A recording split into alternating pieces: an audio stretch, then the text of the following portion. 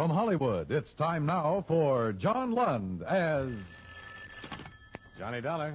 My name's Elgin, Mr. Dollar. Claims Division, Delaware Mutual Life. Well, what can I do for you, Mr. Elgin? Would you be free to work on a case for us? Oh, I might be. What kind of a case is it? It involves a man named Patterson and a claim we paid off to the tune of $40,000. Uh-huh. You see, Patterson died in 1947. All the routine procedures were followed, and there was no reason for not honoring the policy at the time. And there's reason now, Mr. Elgin? That's for you to find out, Mr. Dollar. A lifelong friend of the deceased swears he's still alive and kicking. I'll take the case, Mr. Elgin.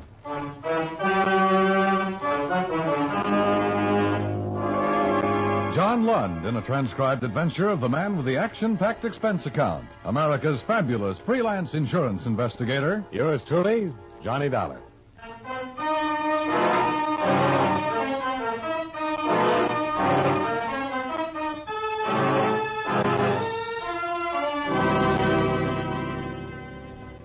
Expense account submitted by Special Investigator Johnny Dollar, Hartford, Connecticut. To Controller's Office, Delaware Mutual Life Insurance Company, Wilmington, Delaware. The following is an accounting of expenditures during my investigation of the Walter Patterson matter. Expense account item 1, $78.14, fare and incidentals between Hartford and Wilmington. I arrived at 2:30 in the afternoon, found a room at the Chesapeake Hotel, stowed my luggage, and went directly to your headquarters, Mr. Elgin. Of course, reports like this cross my desk ever so often. If I ran them all down, I'd get nothing else done. And 10 times out of 10, the report's wrong. Yes, I know that, but this report bears investigation. I can remember 3 years after my father's death, I saw a man on a subway train in New York who, well, he looked exactly as I remembered my dad. I finally walked up and asked him his name. The minute he spoke, I lost the impression altogether. I think a lot of people have had that same kind of experience at one time or another, don't you? Yes, I suppose so. We all have a double somewhere, they say. An old friend saw this man, Patterson? Yes, in Tucson, Arizona. Her name's Virginia Collier. I'd have her here now to talk to you, but unfortunately, she's en route to Europe. Oh, I see. 2 weeks ago, Mrs. Collier stopped off in Tucson on her way back from Los Angeles. She claims that she saw Walter Patterson, as big as life, sitting in a bar at the El Conquistador Hotel. Is that all? No, she managed to talk to him. He told her his name was Yoler, William Yoler. Mrs. Collier says he pretended not to know her at all. Mm-hmm. Now, here's the first point, Dollar. I wired authorities in Tucson to run a check on William Yoler. In their conversation, Yoler told Mrs. Collier that he'd been born and raised in Tucson. But from all we could gather, he'd never bought property or made a financial negotiation there until June of 1947. Oh, wait. This Mrs. Collier, do you consider her reliable? Well, that's another point. If it had been anybody else, I don't think I'd have bothered making even a cursory check. But Mrs. Collier practiced law here for a number of years and sat on the circuit bench for 2 terms. She's most reliable, and she knew Walter Patterson all of his life. Okay. Go on. The next thing is that Mrs. Collier distinctly remembered Patterson's limp. He was a pilot in the war. One leg was about half an inch shorter than the other from injuries he received in the crash. Mrs. Collier said this man Yoler had an identical limp. Well, with the similarity of features, it'd be easy for her to imagine that part, don't you think? Yes, I know what you're driving at, but there are some other things, too.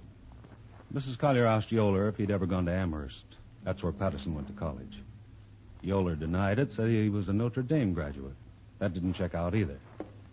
Now, we can assume that William Yoler merely looked a great deal like the late Walter Patterson and told some inaccuracies in a conversation at the bar. Or we can assume that he's really Walter Patterson, covering rather badly in the face of an old acquaintance who recognized him. At any rate, this is Mrs. Collier's entire statement, duly notarized. All right. Now, this is a copy of the original policy on Patterson. How long with this company? Since 1936. It started with 2 $5,000 policies and built up to a master over a period of years. I see. Here. $20,000. Patterson was killed in a plane crash, and we paid double indemnity on the accident clause. Oh. It happened in April of 1947. Patterson took off on a rented plane one day and crashed offshore down the coast. Part of the plane wreckage was recovered, but his body was never found. The appellate court declared him legally dead after the usual 3-year waiting period, April 5th, 1950. Patterson's lawyer filed claim for the widow April 17th, and we issued a full check April 30th of that year. Investigators' reports? Right in this folder. Now, this is the last picture ever taken of Patterson, and these are his vital statistics. Uh-huh. I didn't know exactly what you'd want to do first, so I thought they might prove helpful.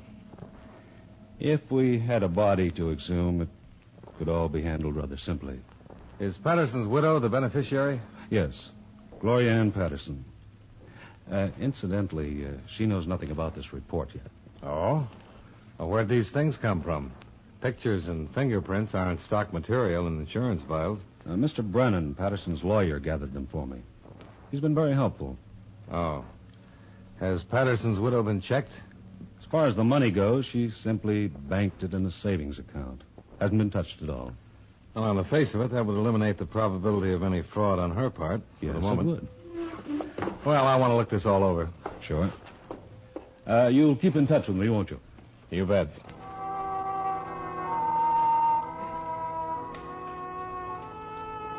I spent the remainder of my day in and about Wilmington talking to the principals connected with the plane crash death of Walter Patterson. Number one was the radio operator who'd spoken to him last. Number two, a mechanic at the flying field. And number three, Lieutenant James Craigson, Coast Guard, who had conducted the search in the bay. See attached statement. We both agreed that an unreported rescue was possible but highly improbable. And when I left for Tucson that night, I was more or less convinced that all I'd find there would be a lot of desert sunshine.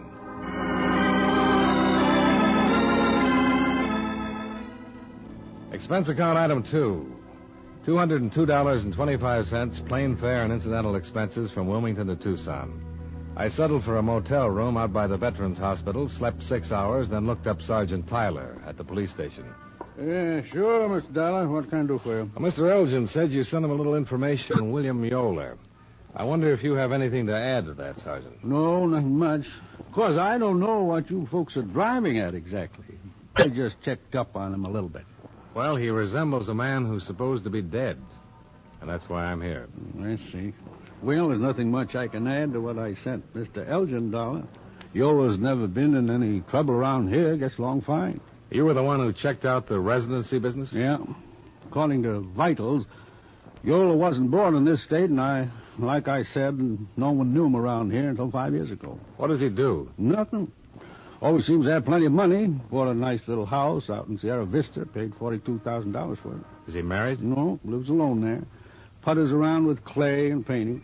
Do you know if he flies? I couldn't tell you that. He might. How about his friends? Lots of them, Mr. Dollar. Little town like this, you get to know people fast.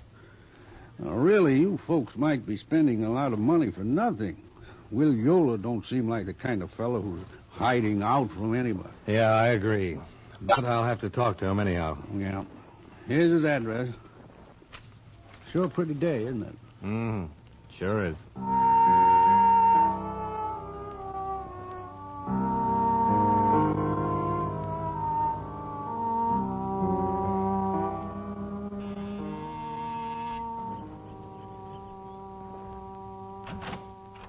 Mr. Yoler? Yeah. Who are you? My name's Dollar. I'm an insurance investigator. Oh? Well, come on in. Oh, thanks. Take a chair. Anywhere. Now, what's on your mind? Oh, I'm just making a routine check, Mr. Yoler. I thought perhaps you could help me. No, what about? Well, I'm running down a report in the home office. Tell me, do you happen to remember a few days ago when you were out at the El Conquistador Hotel? I'm out there all the time. What about it? I steal something? No, you met a woman named Collier. Did I? Yes, it was at the bar. You had a drink with her. I might have. I still don't understand. Oh, I know it seems confusing. Maybe this will help. Take a look at this. Mm-hmm. Well, you'll admit you look a great deal like the man in the picture. Yeah, I suppose I do. I'll be darned. I do at that. Well, that's why I'm here. You see, the company I represent insured the man in this picture for quite an amount of money. He was lost in a plane crash 5 years ago. The Mrs. Collier, who saw you here, thought you were him. Mm-hmm. Well, I'm not. I wasn't in the Army. You want to smoke? Oh, thanks. Yeah. She was a lifelong friend of the man, Mr. Yoler. I have her sworn statement about the identity. Well? What year did you go to Notre Dame? I didn't go to Notre Dame. What is this? Well, that's what you told Mrs. Collier. Oh. Oh, now I remember that woman. Well, that was, on Sunday. Yeah, well, I might have told her anything, Mr. Dollar. You know, she was one of those inquisitive kind. I never could make out what was on her mind. Oh, now I get it. She thought that I was this man. Yeah. That's funny. Did you go to college? Yeah, Tulane. I got out in 36. You haven't lived in Arizona all your life. Where else have you lived? Mr. Dollar, I don't want to be unpleasant, but do you have any right to ask me questions like this? Well, no, I don't. But you'll help me a lot if you'll answer them, Mr. Yoler. All right, why not? Well, I've lived in Cincinnati, Buffalo, around the country. I came here a few years ago for my health. I got a little asthma that bothers me. Ever been married? Yeah, once, 1944. It didn't last very long. Huh? Anything else you want to know? Are you in a hurry? I can come back later. No, not exactly. I've got to go downtown today, that's all. Look, you seem like a nice enough guy, but it makes me uncomfortable answering these questions of yours. Well, and I appreciate the time you've given me already, Mr. Yoler. Please understand, it's just a matter of identity. Well, you know who I am. I just told you. That's true. I don't like this business much. Is there any way that we can eliminate it? I have a birth certificate and some other papers. You can have them. Make photostats if you like. Well, that's very kind of you, Mr. Yoler. Well, they're in my safety deposit box down at the bank. I'll get them for you this afternoon. Okay. My job is to check them. Sure, it's okay by me. Well, how do you like Tucson? Well, it's a lot different from Connecticut. Yeah, I'll bet. The birth certificate and whatever else you have will help a lot, but wonder if I could ask another favor. Sure, what is it? The most positive identification would be fingerprints. Oh? Mr. Yoler, I'm not so much interested in who you are, but simply in proving that you're not Walter Patterson. If you volunteered a set of prints, it'd save me a great deal of digging around. Could you drop in at the police station? Certainly, Mr. Dollar. Why not? Well, that'll be fine. It's all right. Nice meeting you. Same here.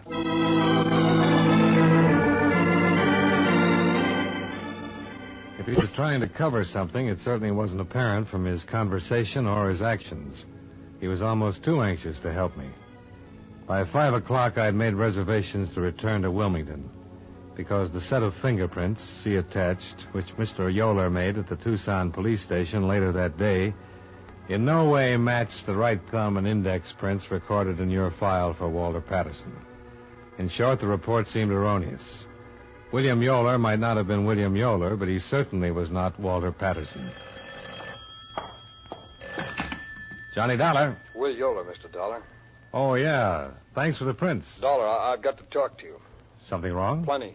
Do you know how to get to the Arizona Inn? Well, I can find it. All right, I'll be there in 20 minutes. From the tone of his voice, I felt compelled to get there in half that time. I sat down at the bar and ordered a drink and waited for him to show up. An hour later, I was still waiting. I called his house 3 times and received no answer. I began to get worried. Finally, I left word with the bartender and took a cab out to his house.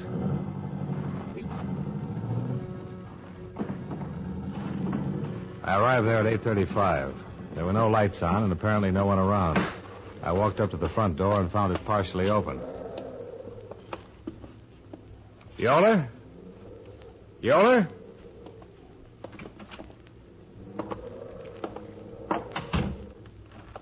Mr. Yoler?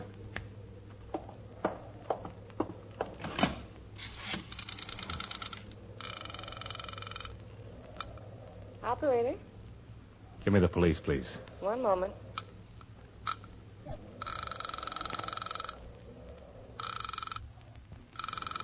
Sergeant Tyler speaking.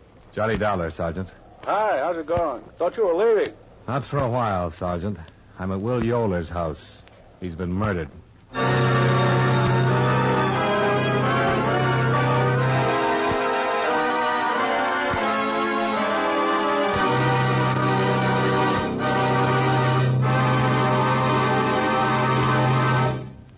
We'll return to yours truly, Johnny Dollar, in just a moment.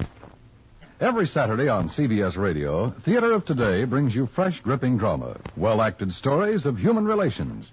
Sometimes it's comedy, sometimes serious. Always, Theater of Today strikes a chord of response in listeners who readily identify the stories with their own experience, past or present. Remember to hear Theater of Today every Saturday in the daytime on most of these same CBS radio stations.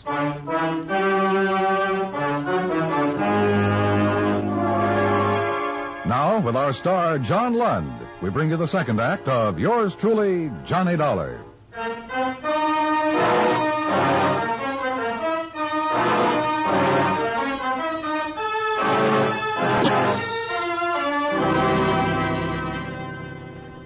Turned out to be a long night. Sergeant Tyler and several homicide officers arrived at the murder scene within a matter of minutes and got right down to the matter at hand. Yoler had been beaten to death. There were signs of a violent struggle having taken place all over the house, kitchen, bathroom, living room. As far as the police could determine, nothing was missing. The motive, the name of the killer, and any probable suspects were all up in the air as Sergeant Tyler drove me back to my motel room. The whole thing's a mess, Dollar. You sure he didn't say anything else to you on the phone? Just asked to meet me. I'll admit he sounded frightened, worried about something. But I don't get it. Our business was all finished. He wasn't the man I was looking for. You going to be around for a while? Well, if I can help you, I'll stick around, sure. Otherwise, I'll get back to Wilmington as soon as I can. I'd like to have you around for a day or two. You have a particular reason, Sergeant? Yes, I do. What? I want to find me a killer, and I think you can help. Nobody walks into a man's house, fights with him, breaks up furniture and lamps, beats him to death, without making a lot of noise about it. Well, the wind was pretty strong. I don't care if a hurricane was blowing. When people fight like that, there's always noise. Somebody heard something. Somebody saw something. Somebody saw someone. My men will cover every house in Sierra Vista if they have to turn up a witness. Bound to be somebody, somewhere.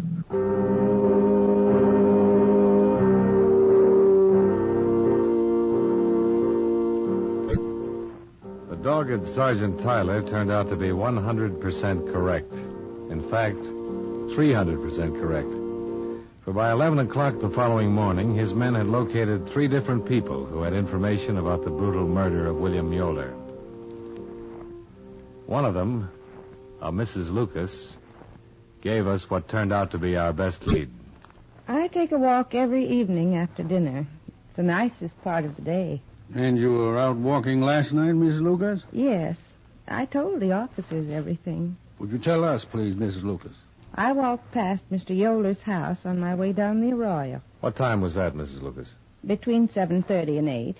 And I saw Mr. Yoler standing in front of the house talking to this man. I spoke to him, and he spoke to me. Can you describe the man he was talking to? Yes, I saw him very well. He was a very large man, bigger than Mr. Yoler, and Mr. Yoler always struck me as a big man. Go on. Well, this man was a good 2 inches taller. He had on a top coat, a tweed one, and he had his hat in his hand. His hair was red. How old would you say? Not over 40. Have you ever seen him before? No. I noticed him when I walked by on my way down the Arroyo, as I said. And then when I was coming back, I could see through the window, and he was still there. With the lights on in the house? Oh, yes, in the living room, and the porch light was still on, too. Would you know this man if you saw him again, Mrs. Lucas? Well, yes, I would. I'm sure I would. He was so big. Was there a car out in front of Mr. Yoler's house? I didn't notice one. There could have been. Well, is there a bus service that runs up Oh, there? no. Everyone who lives in the Arroyo has to have a car. No buses up there at all. Sergeant Tyler issued an all-points bulletin according to the description given by the witnesses. In the meantime, his men checked the local cab companies and found out that one of the drivers had carried a fare to William Yoler's house at 6:30 the previous evening. The cab driver verified Mrs. Lucas's description of the suspect and the important information that he had picked up the suspect at the airport. When that was checked, it was found the man had arrived on a plane from the east at 5:45 in the afternoon. He had used the name Roger Bales. But except for a strong case against him, the whole thing was still very confusing from our point of view. Expense account item 3, $6.50. Long-distance telephone charges to your office. Well, I'll be darned. You have to stay there? Well, they've asked me to, Mr. Elgin. Well, as far as the insurance company's concerned, it's really none of our business, is it? That's right, Mr. Elgin. If I'm going to... Dollar. Oh, hold on. Yeah? Answer from Washington on your wire. Oh, yeah? Here. Let me see. Mr. Elgin, Yes? it is our business after all. Huh? The War Department has a better sample of Walter Patterson's prints than you gave me. These check out. Slow down. I still don't understand. I wired a sample of Yoler's prints to the War Department this morning for a positive identification. They just answered me. Yoler was Walter Patterson. Uh-oh. Where did you get those prints that were in the file you gave me? Mr. Brennan, Patterson's lawyer, got them for me.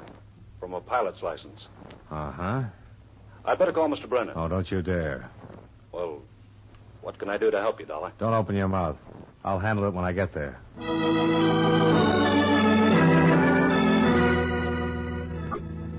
Expense account item 4, $42.85. Expenses while in Tucson. And item 5, same as item 2, traveling expenses from Tucson to Wilmington. I arrived at 10:15 in the evening, called you, obtained lawyer Brennan's home address, and went directly there. The house was English, conservative, expensive. And the fire in the living room looked cheerful when the door opened. Yes? Good evening. I'd like to see Mr. Brennan, please. It's rather important. My name is Dollar. Bob's been ill for the last 2 or 3 days, Mr. Dollar. He's up in his room reading now. If you're sure it's important, I'll disturb you. It is, Mrs. Brennan, very important. I'm not Mrs. Brennan. I'm Mrs. Patterson. What? Is there something wrong? Oh, no, Mrs. Patterson. Come Nothing in, at all. Mr. Dollar. If you'll excuse me, please, I'll see if he can see you. I watched Walter Patterson's widow disappear up a column stairway. I hadn't been ready to meet this attractive, well-groomed woman. But after I had met her and seen her for that brief moment, I was partially prepared to meet Robert Brennan, attorney at law. Mr. Dollar, Bob. Oh, hello, Mr. Dollar. You're a late caller. Yes, I'm sorry about that. Bob, I'll run along. It's almost 7. All right, dear. Good night, Mr. Dollar. Good night, Mrs. Patterson. Brennan, I just flew in from Tucson, Arizona. I'm an insurance investigator. Oh. Well, good night. Gloria, you'll be interested in what Mr. Dollar has to say. What? I don't understand, Bob. Let's go into the living room. Come on, dear. Are you sure you want Mrs. Patterson here? Yeah. Gloria, I didn't get these bruises falling down a flight of stairs. I got them in a fight. What? I flew to Tucson the day before yesterday to see Walter. Why? Yes, Walter's been alive all this time. Bob. This is only for her benefit, Dollar. I'll tell it just once. When you get me in court, it'll be different. How did it happen, Brennan? Gloria, Walt didn't die in that crash. He was picked up in the bay by a fishing boat on its way to Florida. The first port they came into was Charleston. He phoned me long distance from there and told me all about it. This was 10 days after we all thought he was dead. Gloria, it was his idea. You've got to believe that. What was his idea? He hated you. You know how often he asked you for a divorce? It was the idea he had when he phoned me from Charleston. He said it was his chance to get away from you. He knew how I always felt about you, and he said I could have you. For a price. You've been supporting him wherever he's been since then? $25,000 a year, regular monthly payments. I could afford it. I could afford anything for you, Gloria. Did he tell you he hated me? Did he? He just wanted to be away from you, from everything. The war changed him that way. About the day before yesterday. The man at the insurance company called up making inquiries. I didn't know if he'd sent an investigator out there or not, but I gave him a lot of information and material that, well, it should have helped throw you off. It threw me off, all right. Especially the fingerprints. Mr. Dollar can tell you, Gloria, how Walt didn't want to be here with you. Isn't that right, Dollar? Didn't he do everything he could to make you think his name was Yoler? Uh-huh. You see, Gloria? Where is he now? He's dead, Mrs. Patterson. Truly dead now. Oh, That's all I have to say, Dollar. you fought with Walter. You killed him. It was him or me, Gloria. He phoned me 2 days ago and said that the police had been checking on him. I told him what it was all about, not to get scared, but he was scared, and I got a plane the first chance I had. What did you argue about? Apparently you'd been there that morning. He was going to tell you the truth and claim he had amnesia. He said he had a date to meet you. You didn't answer my question. What do you mean I didn't answer it? I just told you he was going to blow the whole thing. Oh, Bob. All I wanted out of this was you, Gloria. He didn't want you. I did. Last week you said you decided to marry me. It took you 5 years to decide that. And it took him one lousy afternoon to decide he was going to come back to you.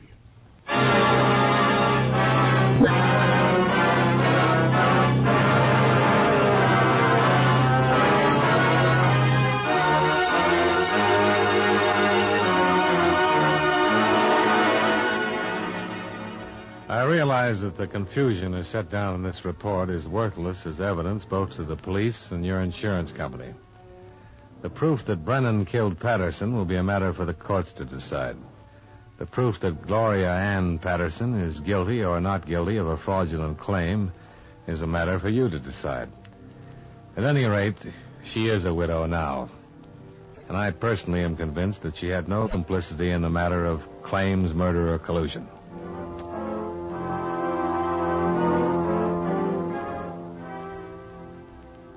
Expense account item 6, same as item 1. Expenses from Wilmington to Hartford. Expense account total, $610.13. Yours truly, Johnny Dollar.